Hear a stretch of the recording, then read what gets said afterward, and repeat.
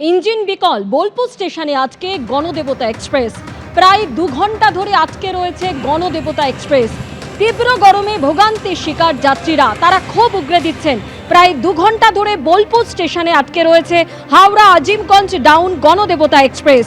তীব্র গরমে চরম ভোগান্তি, ক্ষুব্ধ ট্রেন যাত্রীরা। নতুন ইঞ্জিন এলে হাওড়ার উদ্দেশ্যে রওনা দেবে ট্রেন, বেল সূত্রে এমনই খবর।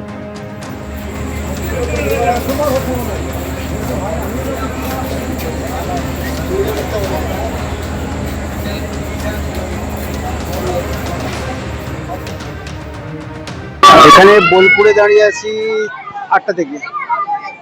তার আগে আমরা দাঁড়িয়েছিলাম হচ্ছে আহমেদপুরে। ট্রেনের ইঞ্জিন অনেকক্ষণ ধরেই খারাপ আছে, বলছে তো সারাবে, এখন তো কিছু সারিয়ে উঠতে পারেনি।